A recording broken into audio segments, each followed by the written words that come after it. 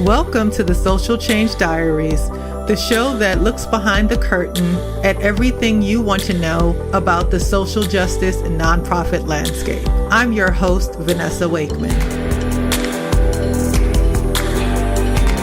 On today's episode of the Social Change Diaries, I'll be speaking with Rinku Sen, Senior Strategist at Race Forward and contributing writer for Colorlines. Under Rinku's leadership, Race Forward has generated some of the most impactful racial justice successes. Rinku was the architect of Drop the I Word, a campaign for media outlets to stop referring to immigrants as illegal, resulting in the Associated Press, USA Today, LA Times, and many more outlets dropping the I Word, affecting millions of readers every day. A visionary and a pragmatist, Rinku is one of the leading voices in the racial justice movement, building upon the legacy of civil rights by transforming the way we talk about race from something that is individual, intentional, and overt to something that is systematic, unconscious, and hidden. Prior to her work at Race Forward, Rinku served in leadership roles for over a decade at the Center for Third World Organizing, where she trained new organizers of color and crafted public policy campaigns. Rinku is the author of 2 books. In her second book, The Accidental American: Immigration and Citizenship in the Age of Globalization, told the story of Moroccan immigrant Fakak Mamdou, who co-founded the Restaurant Opportunity Center of New York in the aftermath of September 11. A native of India, Rinku grew up in northeastern factory towns and learned to speak English in a 2-room schoolhouse.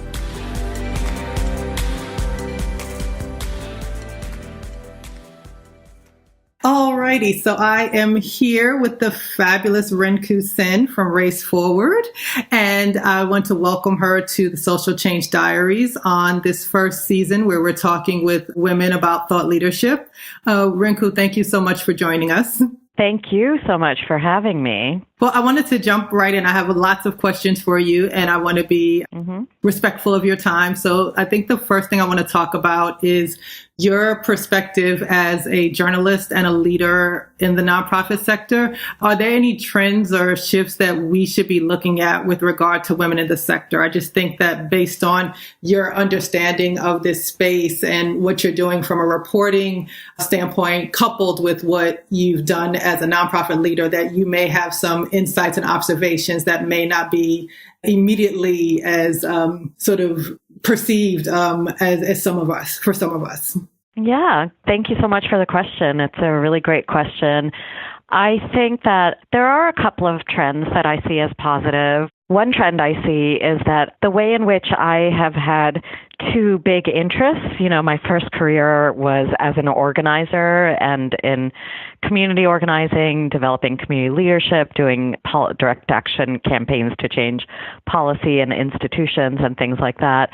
And then in my mid-30s, I made a pivot to journalism and then really have tried to bring those 2 things together. So quite often that ends up looking like me writing about organizing or reporting on organizing.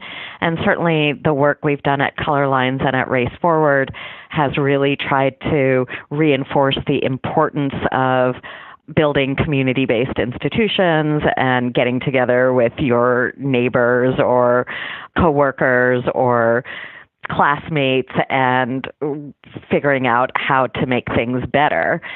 So much of my journalism has been about that process of people getting together, identifying a collective problem, identifying the solutions, and then really challenging the institutions that are in charge to move those solutions forward. And then the journalism, though, it's somewhat different. It's much more storytelling. It's a lot more about drawing things out of people rather than pushing something out. And I've thoroughly enjoyed having those 2 kinds of work, and I think they really feed each other, and some of the skills are similar even. But the larger trend is I think we're going to see more and more women doing these kind of hybrid things. We're going to see women who are policy analysts who also begin, teaching people how to be great public speakers, or we'll see organizers who become great essayists. So I think that kind of hybrid identity where women are doing more than one thing and really trying to bring their different interests together into nonprofit setting is going to happen more and more. And I think nonprofits are going to become more and more hybrids as well. There are going to be increasing numbers of journalism outlets that are hosted by nonprofits. Colorlines is hosted by Race Forward, but there are other organizations that do similar things. The Chicago Reporter, for example, which does investigative reporting in Chicago, is hosted at a larger nonprofit that provides services and advocacy for Chicago communities.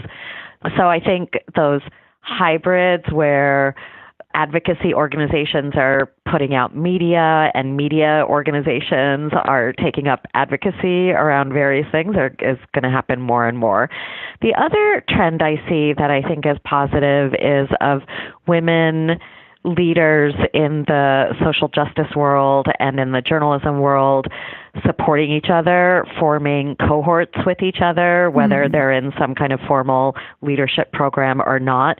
I think Melissa Harris Perry calls this squad care, and in her formulation, she talks about how we need to go beyond the idea of self-care as though we're all just out here by ourselves and have to handle ourselves alone, that it's about community care, and it's about looking out for each other's leadership and each other's health and each other's opportunities. So I think that squad care idea and the cohorts of women leaders that form in different fields is a really positive trend as well. Thank you for that. And so thinking about what you said about this hybrid idea, I would imagine that is even more reason for us to think about how women can develop platforms so that we are, elevating the voices of women and, have more diverse perspectives and opinions out there. What do you think are the challenges for women of color who want to become thought leaders in the social justice space? I think there are 2 or 3 big challenges for women of color who want to take up that kind of space. The first one, of course, the first set are structural arrangements that work against us, otherwise known as racism, sexism, and classism. And those are arrangements that make it so that, for example, women are clearly the bulk of nonprofit workers. I've spent 30 years, a little bit more than that, working in community organizations and nonprofits. And they've always been at least 60% women. And yet you will often see a man or a white person in the leadership of those institutions, and not a good, clear succession plan for creating opportunities for some of the women who are working down that pipeline. So I think quite often one thing I've seen happen, for example, is that someone who is not a woman of color is leading an organization, gets ready to move on, and the successor is a woman of color, but she doesn't get the same she doesn't get all the backup that she needs. So these are really hard jobs, these leadership jobs in nonprofits. We're perpetually under-resourced. I'm not necessarily saying that the woman of color gets less support, consciously less support than the predecessor did, but often the support the woman of color needs is different kind of support, and the institution isn't able to sort of shift gears and fill in those needs. So you end up with, the good succession of a woman of color rising often through the ranks of the organization to get to the executive director position, but then not having the support for fundraising or media work. So often women of color have particular needs that are related to their position as women of color. For example, you can be easily dismissed. I know women of color leaders who go to meetings and are still kind of mistaken for the receptionist or the housekeeper in a hotel or something like that. That's just not something that happens to other kinds of leaders of nonprofits, and it is something that causes stress and misalignment, and that's a kind of a particular need that many organizations, wouldn't be thinking about and knowing what to do with. I would say just one other thing that I think is a big challenge for most of the women of color I know is that we are also overcommitted, that we don't get enough space. Thought leadership requires actual thinking and learning, reading, listening, and pretty much all of the women of color I know who have achieved some level of prominence because they've done good work, we tend to become the few of us who get called to do everything, and institutions will just kind of rely on that short list rather than building their own Rolodexes of talented women of color, particularly locally and in their field, who could speak on panels and talk to reporters and do all sorts of activities, but there's a small number who tend to get asked all the time, which both makes us overcommitted and blocks the opportunity pipeline for other women of color. So that's something that institutions could help a lot with simply by shaking the tree a little harder when they're looking for women of color to help them do something. Hey everyone, I hope you're enjoying this week's episode of the Social Change Diaries. I want to interrupt for just a moment to let you know about a contest we're doing to kick off the launch of our show.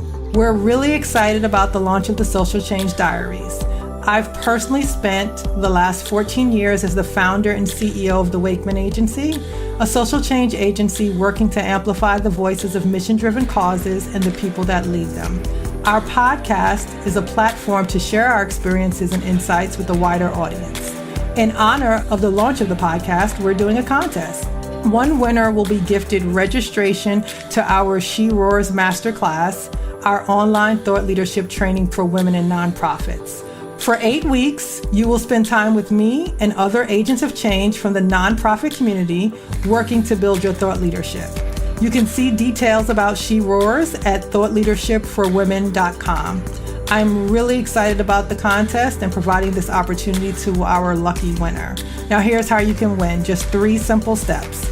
First, subscribe to our podcast in iTunes.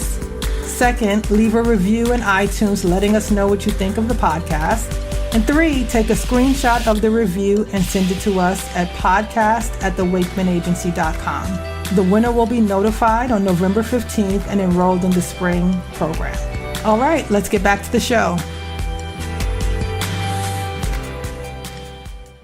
I think that's a great statement around people being over committed. And I find that in thought leadership, I find that there's 2 camps. There's one camp that thinks that, once you sort of come up with your platform and identify sort of, what your insights are, you're good to go and you could sort of rest back, sit on the beach with a pina colada kind of thing. And then there's the other camp, which is to me is the true sort of trajectory of thought leadership in that it's a continuum and it's always evolving. And as you sort of share your thinking with the world, you're getting feedback, you're sort of distilling your thinking, there's progress happening. And as a result, you constantly need to sort of feed and nurture whatever that topic or idea or, insight is in order to create real change.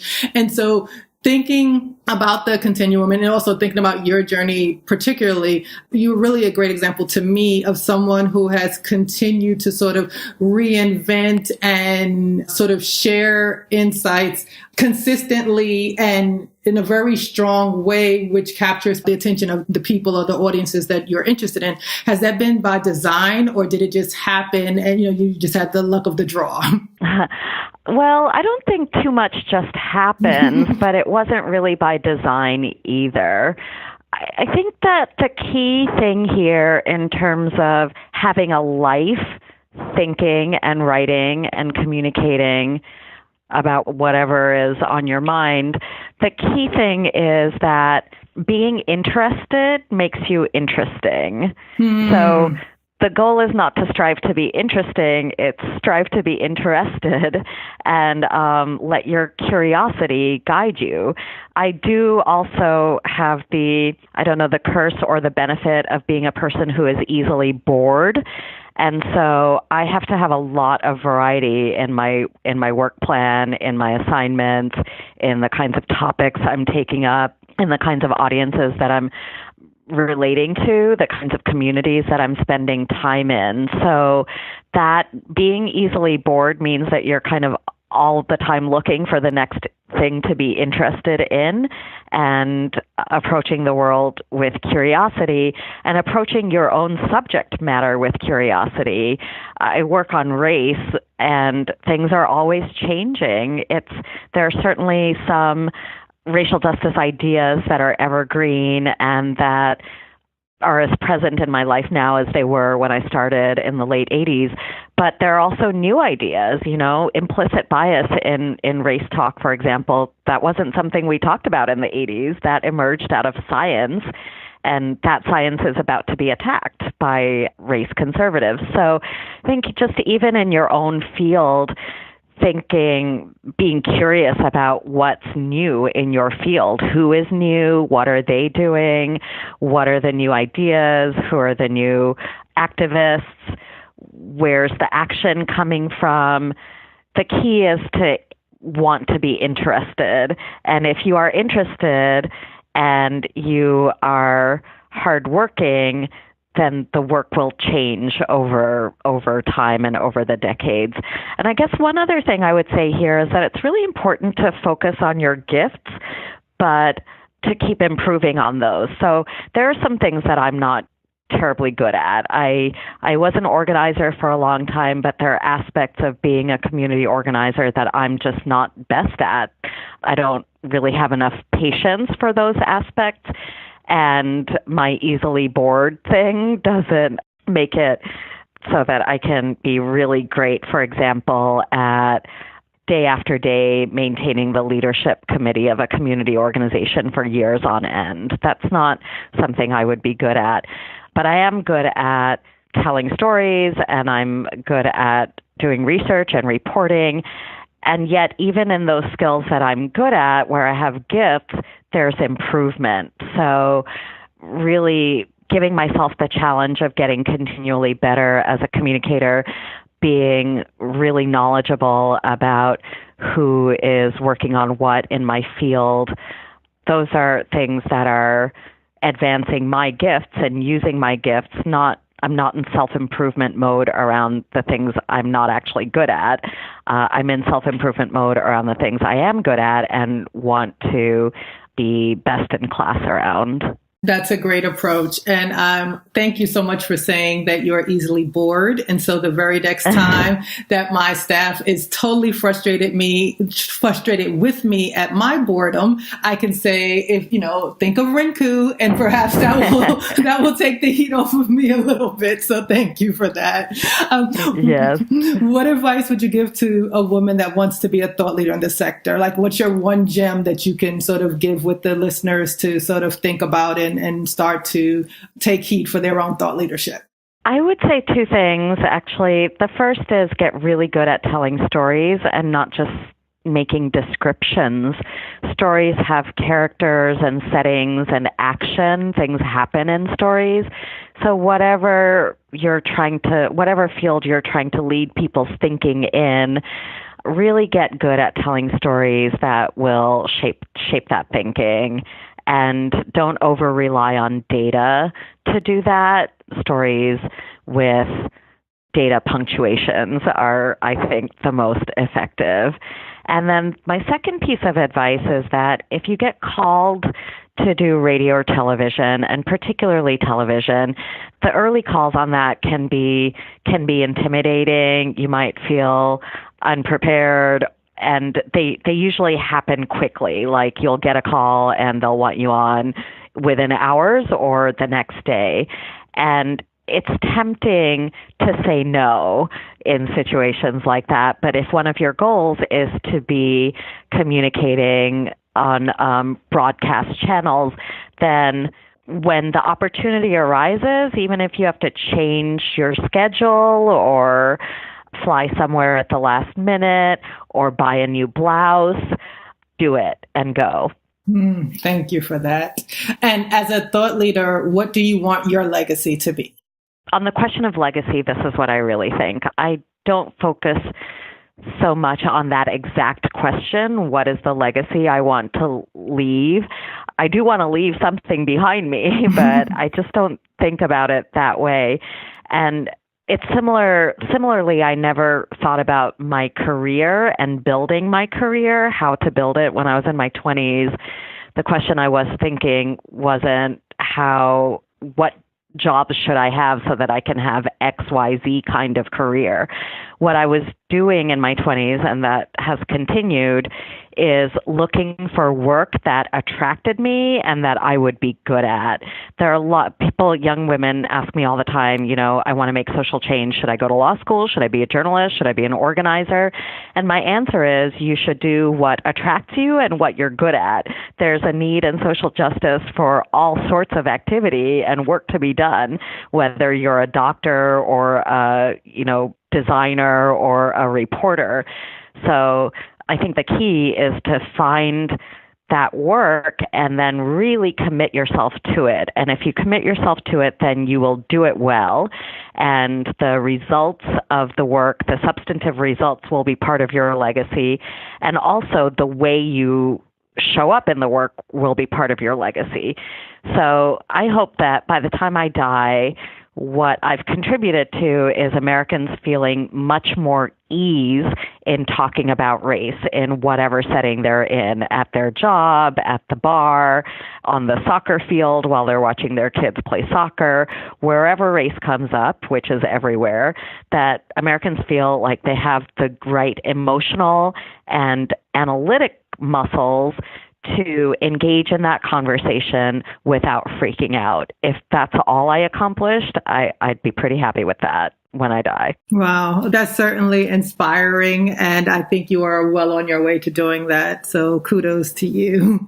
One of the questions that I ask all of my guests is, when do you feel most vulnerable in your work? For me, thought leadership requires a certain level of vulnerability and authenticity. And I'm curious as to when you feel most vulnerable in the work that you're doing. I feel most vulnerable when I'm trying something new or developing a new point that maybe I haven't practiced talking about a dozen times already. So I'm kind of learning how to talk about it while I talk about it.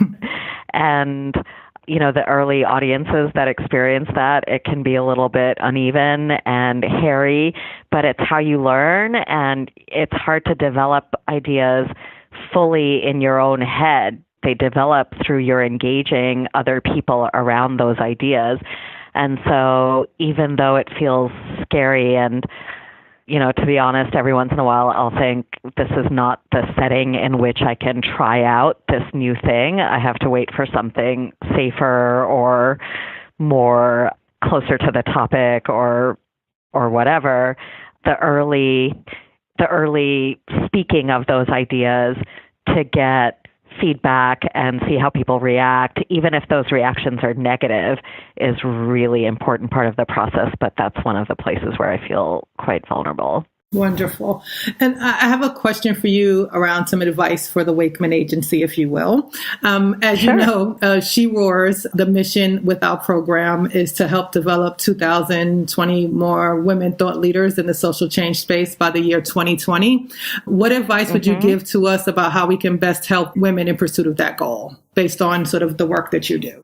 I think that sharing that goal as widely as possible really makes a lot of sense. Like engaging as many people as you can in the actual numeric goal and the timeline, that is helpful. And then honestly, when you have a giant goal like that and 4 years, 3 years, I think the key is to break it down into as small pieces as you can that are the next things to do. So you have your 2020 goal, and but you really have to focus most on what you're going to do in 2017 and put some real time into thinking about how 2017 can move you toward that 2020 goal without figuring on getting from 0 to 60 immediately. In our organization, we sometimes, when we're training people to take on racial justice issues, we talk about the 3-pound weight and how in thinking about their next steps on racial justice, they need to figure out what is the 3-pound weight, because it needs to be a weight that is significant enough to move them toward their goal, but also one that they can lift. And I think on big projects like yours, that can be the harder stuff to identify, is the early sets of goals that need to be ambitious enough, but also possible for you to pull off. Yes, we definitely have our 3 and 6 pound weights happening here. Mm-hmm. Women have been really interested and excited, but also fearful. And so it's been, for me personally, interesting to observe how men approach thought leadership. And so when we're working with male leaders, their sort of, stance is, hey, make me famous. And with women, I find that we're constantly thinking about how we can sort of perfect what we want to share before we actually introduce it. So definitely wanting to shift how women are thinking about the contributions of their expertise. Yeah. I mean, to be honest, I wish men had a little more of that, like, let me see if I'm actually ready vibe. But yes, women think that they're not ready when they are, and often from a perfectionist kind of space. Yeah. So perfectionism and like massive social change, I feel like those two things don't go together very well. So true. So true. So true. Well, this has been fantastic. Is there anything else you would like to share before I let you go? Because I can ask you a million questions, but No, I'm good. Thank you so much. I really appreciate you including me. Thank you, Rinku. It was lovely chatting with you, and we will talk again soon. I really enjoyed this conversation. It was a little different than some of the others I've had, in that Rinku's perspective as a social change leader and a journalist really came through in her responses. So I felt like we were getting some of her personal experiences, but there was always that sort of factual, hard-nosed reporter data, that she has at her disposal that also helped to shape her responses. And I really appreciate that. One of the things she talked about when I asked the question, like, what are the barriers for women of color in becoming thought leaders? She immediately tapped into 3 areas: classism, racism, and sexism. And we just aren't having those conversations. Oftentimes we'll focus on one, but again, she immediately sort of rattled off those 3. And I don't even know if myself, as someone who has been working with women in social change, have thought about, the big 3 together. A lot of my conversations have been about doubt, or there could be some sexism weaved in there, but I don't think that I sort of took this big 360 view on that. So I appreciate her responses, and it's helping me to rethink some of the roadblocks that women face. So when I'm having those conversations, I can be more mindful of that. So really appreciative. Well, that's all for today. If you enjoyed today's episode, please leave a review for us on iTunes, and I hope to see you next week. Thank you.